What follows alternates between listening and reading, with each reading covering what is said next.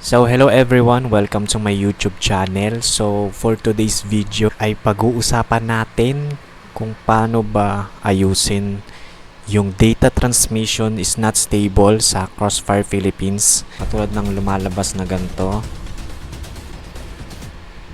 na ganyan. Paano natin to mapapatanggal? So step by step po sa inyo ituturo. So let's go. Down.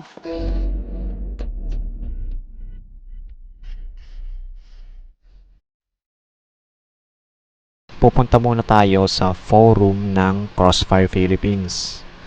Dito, ito-type nyo lang is forums Crossfire, tas yung unang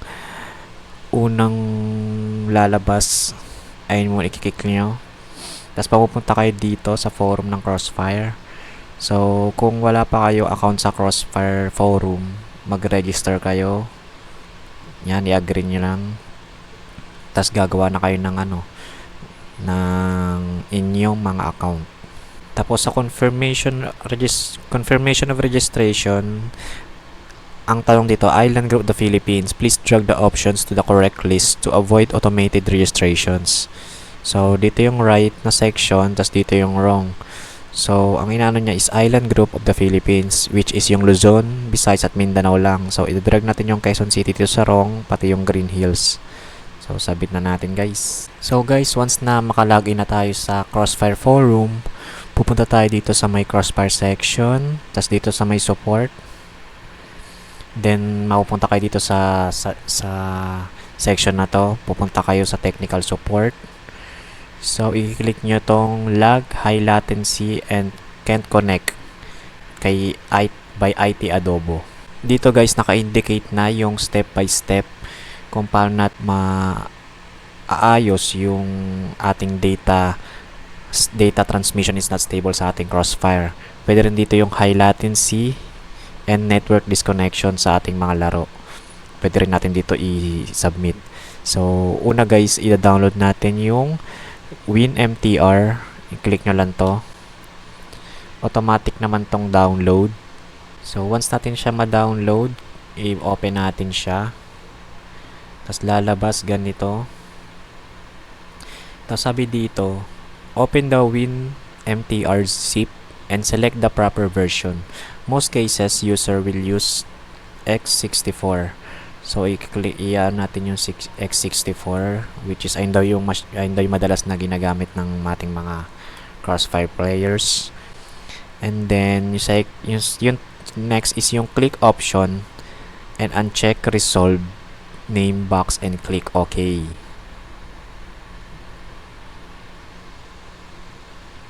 Bali, pag pinindot nyo to, ito na ilalabas. So, sabi dito, i-click yung option and uncheck resolve name box. Ito yon, resolve ang name box, tas OK. Option natin, tapos resolve names na box, tas OK. Tas ang next step is i-start siya. After nating maklik yung resolve names box, tapos i-okay natin siya, kukunin natin tong IP na naka-indicate dito sa number 4 na step. Lalagay natin dito siya sa host. Tapos, i-start natin siya guys. Yan. May lalabas dito guys na puro numbers. So, dito na tayo magpo-proceed sa step 5. Wait for the trace for about 1 minute to fully do the test and click copy text to clipboard and paste it in. Ilalagay na natin ito sa kabilang tab. So, ika-copy text natin to clipboard. And then, pupunta tayo sa pastebin.com. Tapos, ganito yung gagawin natin guys. Yan. Pupunta tayo dito, ika-copy na, ipipaste natin dito. Control V. Yan. I-create new paste natin. Yan. Ito na yung lalabas dyan guys. Step 6 na tayo. To see your public IP, go to this URL. So, ito. Pumunta tayo dito. Ayan. Tapos, ito yung natin IP address. Public IP address to guys ha. Ito, handaan nyo lang yung IP address nyo. Public IP address. Tapos, itong pastebin na nakuha natin kanina sa trace. And then, dito na tayo sa 7. Please post the following. So, magki-create na tayo ng ating post. Pag magki-create tayo ng post, guys, pupunta ulit kayo sa home ng Crossfire Forum. Tapos, click nyo rito to support. Tapos, technical support. Tapos, dito sa may post a new topic. So, dito sa post a new topic, balik tayo ulit dun sa may kay IT Adobo. Tapos, i-copy paste lang natin tong step 7. Tapos, ilalagay natin dito. Yan. Tapos, lagyan lang natin ng mga semicolon kasi dito natin ilalagay yung mga kailangan ipasa sa support ng Crossfire. So, dito, ipipaste din natin yung trace route result. Ilalagay natin dito. Yan. Tapos, yung in-game ping. Ang in-game ping, ilalagay natin dito yung data transmission is not stable. Yan. Tapos, yung public IP address natin is itong nakuha natin dito sa IP Chicken. Kiklik natin dito. Tapos sa area, ilalagay natin kung saan kayo nakatira. Ang uunahin nyo yung municipality. Ako dito sa Parañaque, guys. Tapos Kuwait. Tapos kung saang region yung inyong lugar. Kunyari, ako Parañaque. Ang ilalagay ko NCR kasi nakapalob sa NCR. Parang ganun. Tapos yung last is yung ating ISP or Internet Service Provider natin. Sa akin is PLDT Fiber.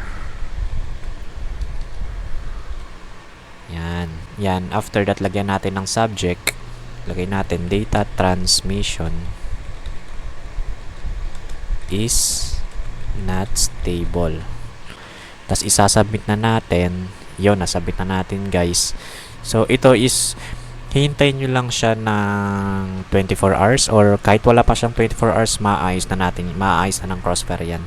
Tapos, yan. Tapos na tayo sa forum. Lately ko lang siya na-observe. Ulit akong kung ano pa nga pinagagawa ko, sinashare ko sa YouTube kung ano yung ito pala yung pinakadahilan yan. Kapag nakikita niyo yung data transmission is not stable, may tendency niyan na under maintenance yung Crossfire mismo. So ngayon is 9 AM July 31, 2024. I-check natin yung Facebook page ng Crossfire Philippines. So ito yung page ng Crossfire Philippines. Meron silang 1M likes, 1.1M likes, tas 1.2M followers. So, ito, Crossfire Philippines, 15 hours ago, nagpost sila Tuesday, July 30, 2024, ng 4:57 PM. Ito, attention CF Nation, Crossfire servers will undergo scheduled maintenance tomorrow, which is in today, July 31. We do advise everyone to log out to their accounts before the scheduled downtime to avoid having account-related issues. Server maintenance details. Date is July 31, 2024. Ngayong araw na yon. Server downtime 8 AM. O yan, 8 AM. Tas ngayon is 9 AM. Ang server's up niya is 10 AM. Yon. Kaya doon nagkukos yung data transmission is not stable natin kasi naka-maintenance si Crossfire. So, yun. Ayun na yung pinaka yung observation. Kaya pag nakikita niyo yung data transmission is not stable, huwag mo na kayong mag-submit ng report sa forum or whatsoever. Check nyo muna lagi yung Facebook page ng Crossfire Philippines kasi updated naman sila dito sa event, sa tournament, ganun, sa mga maintenance. So, yun guys. Kung natulungan ko man kayo sa pag-solve ng data transmission is not stable sa Crossfire, hit nyo niya yung subscribe button and like, tas comment nyo na rin kung anong IGN nyo sa Crossfire at kung anong rank. So guys, alas 10 na ng umaga, hinintay talaga natin mag alas 10 para dun sa tapos ng maintenance ng Crossfire.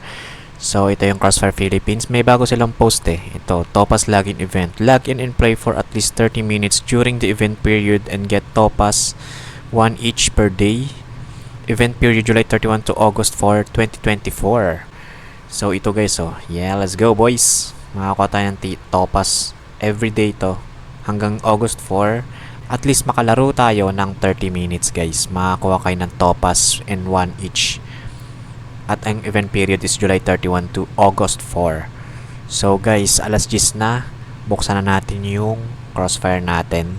i-check natin kung yung maintenance talaga yung may problema naman, data transmission is not stable. So let's go. Alright.